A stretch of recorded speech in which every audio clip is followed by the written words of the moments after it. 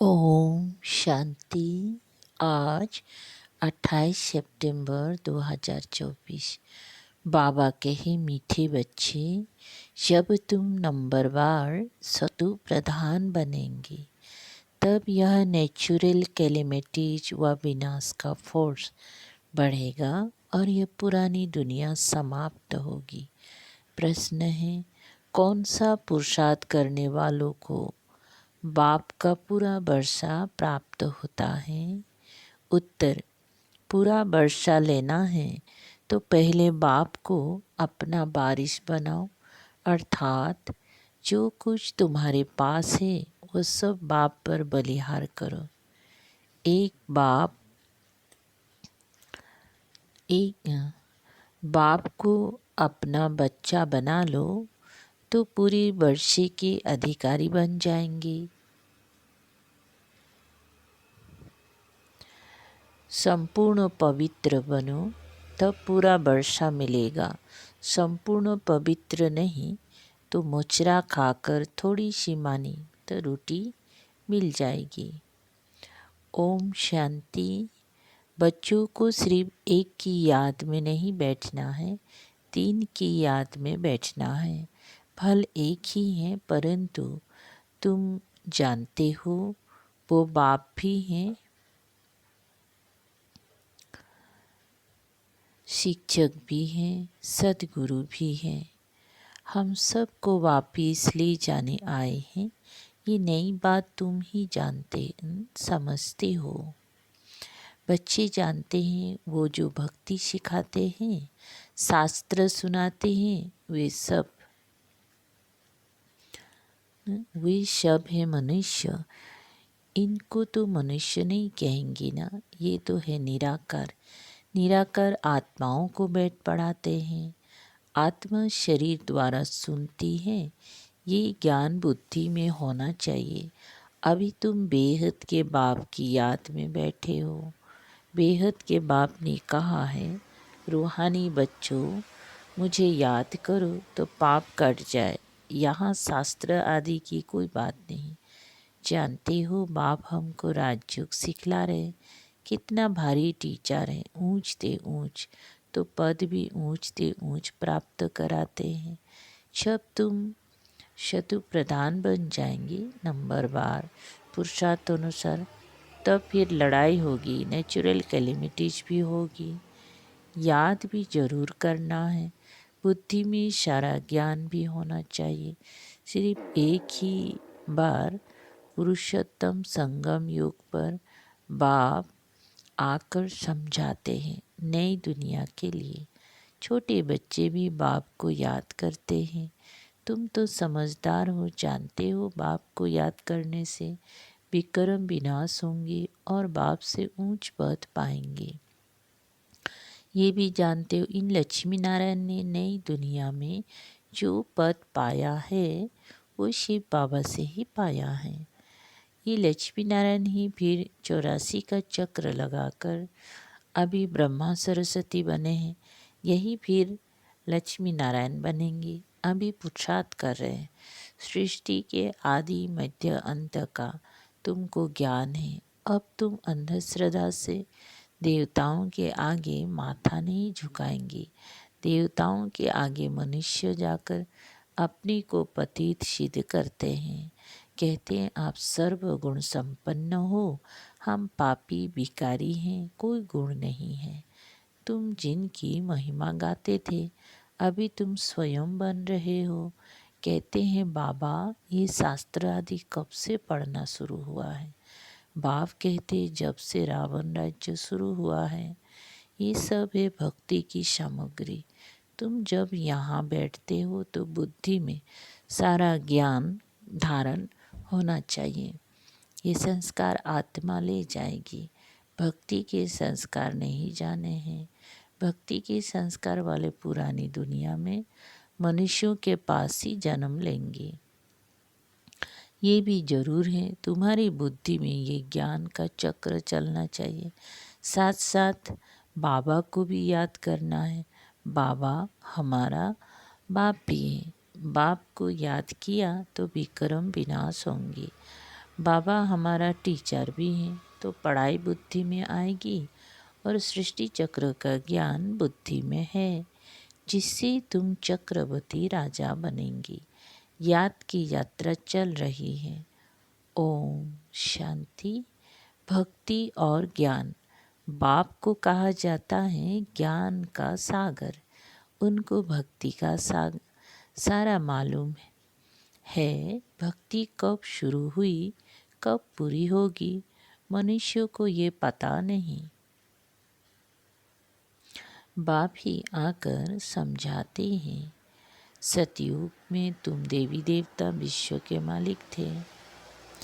वहाँ भक्ति का नाम नहीं, एक भी मंदिर नहीं था, सब देवी देवता ही थे। पीछे जब आधी दुनिया पुरानी होती है, यानी 2500 बरस पूरे होते हैं, अथवा त्रेता और द्वापर का संगम होता है, तब रावण आता है। संगम तो जरूर चाहिए। त्रेता और द्वापर के संगम पर रावण आते हैं, जबकि देवी देवता वाम मार्ग में गिरते हैं। ये सिवाय तुम्हारे कोई नहीं जानते।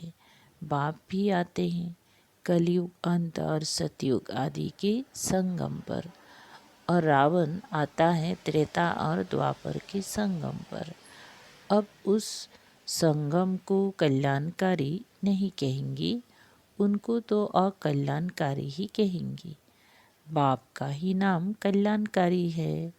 द्वापर से अकल्याणकारी युग शुरू होता है। बाप तो है चैतन्य बीज रूप, उनको सारे झाड़ की नॉलेज है। वो बीज भी अगर चैतन्य हो तो समझावे मेरे से ये झाड़ ऐसे निकलता है, परंतु जड़ होने कारण बता नहीं सकता है। हम समझ सकते हैं बीज डालने से पहले झाड़ छोटा सा निकलता है, फिर बड़ा हो फल देना शुरू करता है, परंतु चैतन्य ही सब कुछ बता सकते हैं। दुनिया में तो आजकल मनुष्य क्या क्या करते रहते हैं, इन्वेंशन निकालते रहते, चंद्रमा में जाने की कोशिश करते हैं। ये सब बातें अभी तुम सुन रहे हो। चंद्रमा तरफ कितना ऊंचा, लाखों माइल्स तक चले जाते हैं जांच करने के लिए कि देखे चंद्रमा क्या चीज़ है। समुद्र में कितना दूर तक जाते हैं, जांच करते हैं, परंतु अंत पा नहीं सकते। पानी ही पानी है। एरोप्लेन्स में ऊपर जाते हैं, उन्हों को पेट्रोल इतना डालना है जो फिर वापिस भी आ सके। आकाश बेहद है ना, सागर भी बेहद है। जैसे यह बेहद का ज्ञान सागर है, वो है पानी का बेहद का सागर। आकाश तत्व भी बेहद है, धरती भी बेहद है। चलते जाओ, सागर के नीचे फिर धरती है। पहाड़ी किस पर खड़ी है? धरती पर। फिर धरती को खोदते हैं तो पहाड़ निकल आता है, उसके नीचे फिर पानी भी निकल आता है। सागर भी धरनी पर है, उसका कोई अंत नहीं पा सकते हैं कि कहाँ तक पानी है, कहाँ तक धरती है। परमपिता परमात्मा जो बेहद का बाप है, उनके लिए बेअंत नहीं कहेंगे। मनुष्य भल कहते हैं ईश्वर बेअंत है, माया भी बेअंत है, परंतु तुम समझते हो ईश्वर तो बेअंत हो ही नहीं सकता। बाकी ये आकाश बेअंत है। ये 5 तत्व है, आकाश, वायु,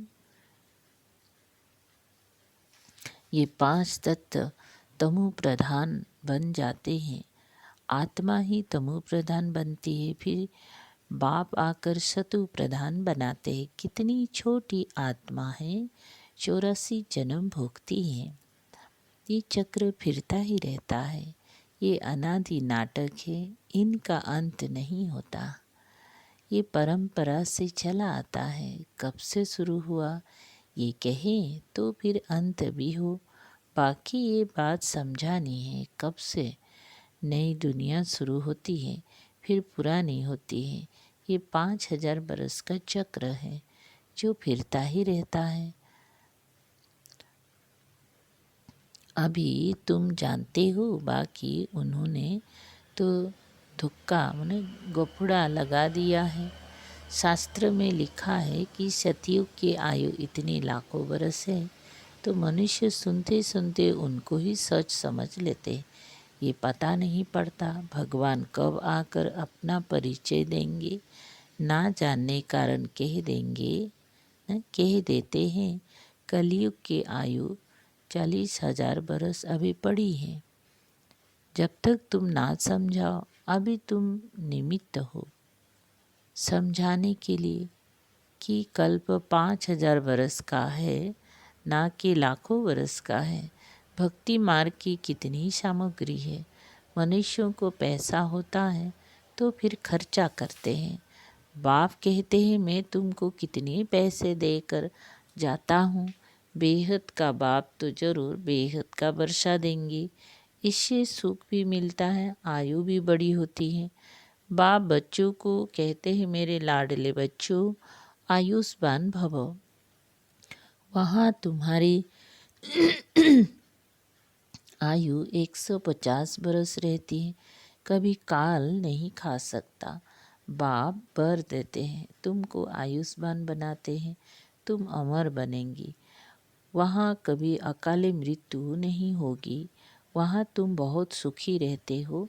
इसीलिए कहा जाता है सुख धाम। आयु भी बड़ी होती है, धन भी बहुत मिलता है, सुखी भी बहुत रहते हो। कंगाल से सिरताज बन जाते। तुम्हारी बुद्धि में है बाप आते हैं देवी देवता धर्म की स्थापना करने। वो तो जरूर छोटा झाड़ होगा। वहाँ है ही एक धर्म, एक राज्य, एक भाषा। उसको ही कहा जाता है विश्व में शांति। सारी विश्व में हम ही पाठधारी हैं। ये दुनिया नहीं जानती। अगर जानती हो तो बताएं कब से हम पाठ बजाते आए हैं। अभी तुम बच्चों को बाप समझा रहे। गीत में भी है ना, बाबा से जो मिलता है सो और कोई से नहीं मिलता।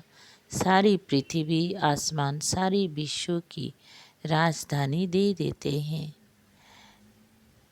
ये लक्ष्मी नारायण विश्व के मालिक थे। फिर बाद में जो राजा आदि होते हैं वो भारत के थे। गायन भी है जो बाबा देते हैं, वो और कोई दे ना सके। बाप ही आकर प्राप्ति कराते हैं। तो ये सारा ज्ञान बुद्धि में रहना चाहिए, जो कोई को भी समझा सको। इतना समझने का है। अब समझा कौन सकते हैं जो बंधन मुक्त हो।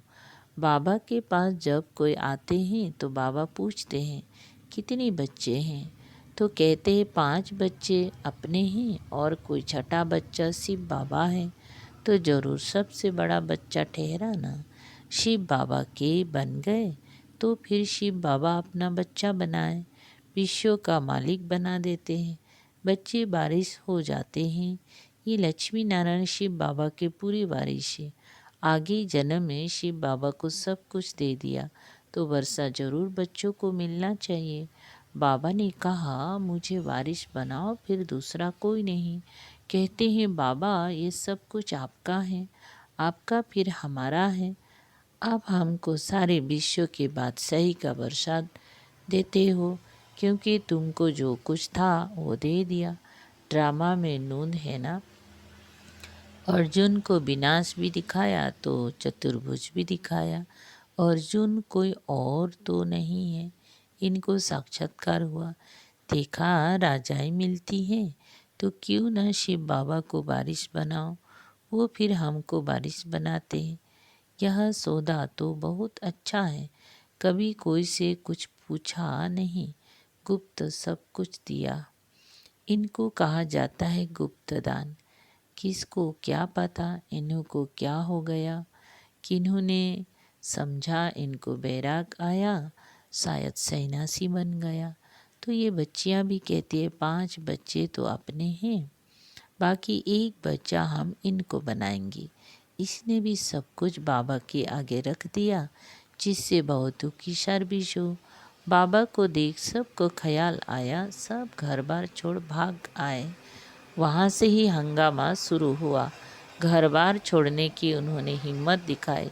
शास्त्र में भी लिखा है, भट्टी बनी थी क्योंकि उनको एकांत तो जरूर चाहिए, सिवाय बाप के और कोई याद ना रहे, मित्र संबंधियों आदि की भी याद ना रहे, क्योंकि आत्मा जो पतित बनी है उनको पावन जरूर बनाना है। बाप कहते गृहस्थ व्यवहार में रहते पवित्र बनो, इस पर ही मुसीबत आती है। कहते थे ये स्त्री पुरुष के बीच में झगड़ा डालने वाला ज्ञान है, क्योंकि एक पवित्र बने दूसरा ना बने तो मारा मारी चल पड़े। इन सब ने मारे खाई है, क्योंकि अचानक नई बात हुई ना, सब आश्चर्य खाने लगे। ये क्या हुआ जो इतनी सब भागते हैं, मनुष्य में समझ तो नहीं है। इतना कहते थे कोई ताकत है, ऐसा तो कभी हुआ नहीं जो अपना घर बार छोड़ भागे। ड्रामा में ये सब चरित्र शिव बाबा के हैं। कोई हाथ खाली भागे, ये भी खेल है। घर बार आदि सब छोड़ भागे, कुछ भी याद नहीं रहा, बाकी सिर्फ ये शरीर है जिससे काम करना है। आत्मा को भी याद की यात्रा से पवित्र बनाना है, तभी पवित्र आत्माएं वापिस जा सकती हैं। स्वर्ग में अपवित्र आत्मा तो जा नहीं सके। कायदा नहीं, मुक्ति धाम में पवित्र ही चाहिए। पवित्र बनने में ही कितने विघ्न पड़ते हैं। आगे कोई सत्संग आदि में जाने के लिए रुकावट थोड़ी ही होती थी। कहाँ भी चले जाते थे, यहाँ पवित्रता के कारण विघ्न पड़ते हैं। ये तो समझते हैं पवित्र बनने बगैर वापिस घर जा ना सके। धर्मराज द्वारा मोचरे मतलब सजाई खाने पड़ेंगे, फिर थोड़ी मानी मिलेगी। मोचरा नहीं खाएंगी तो पद भी अच्छा मिलेगा। ये समझ की बात है। बाप कहते हैं मीठे बच्चे, तुमको हमारे पास आना है। ये पुरानी शरीर छोड़ पवित्र आत्मा बन आना है। फिर जब 5 तत्व सतु प्रधान नए हो जाएंगी, तब तुमको शरीर नए सतु प्रधान मिलेंगी। सारी उथल पथल हो नई बन जाएंगी। जैसे बाबा इनमें आकर बैठते, वैसे आत्मा बिगर कोई तकलीफ गर्भ महल में जाकर बैठेंगी।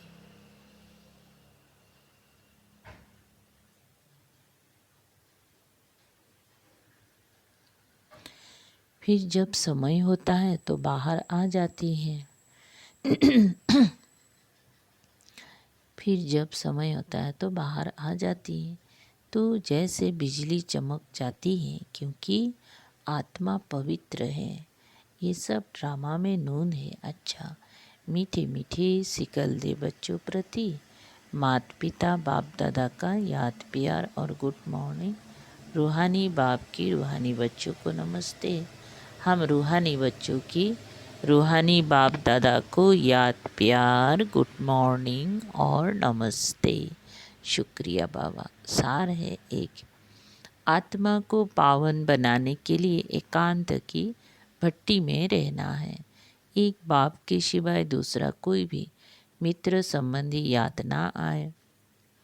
2, बुद्धि में सारा ज्ञान रख बंधन मुक्त बन दूसरों की सर्विस करनी है। बाप से सच्चा सौदा करना है। जैसे बाप ने सब कुछ गुप्त किया, ऐसे ही गुप्त दान करना है। वरदान माया के विकराल रूप के खेल को साक्षी होकर देखने वाले मायाजीत भव। माया को वेलकम करने वाले उसके विकराल रूप को देखकर घबराते नहीं। साक्षी होकर खेल देखने से मज़ा आता है, क्योंकि माया का बाहर से शेर का रूप है, लेकिन उसमें ताकत बिल्ली जितनी भी नहीं है। श्री बा आप घबरा कर उसे बड़ा बना देते हो, क्या करूं, कैसे होगा। लेकिन यही पाठ याद रखो, जो हो रहा है वो अच्छा, और जो होने वाला है वो और अच्छा। साक्षी होकर खेल देखो तो माया जीत बन जाएंगी। स्लोगन। जो सहनशील है वो किसी के स्वभाव में जलते नहीं। व्यर्थ बातों को एक कान से सुन दूसरे से निकाल देते हैं। इशारा। राजा का अर्थ ही है दाता। अगर हद की इच्छा व प्राप्ति की उत्पत्ति है तो वो राजा के बजाय मांगने वाला बन जाते हैं।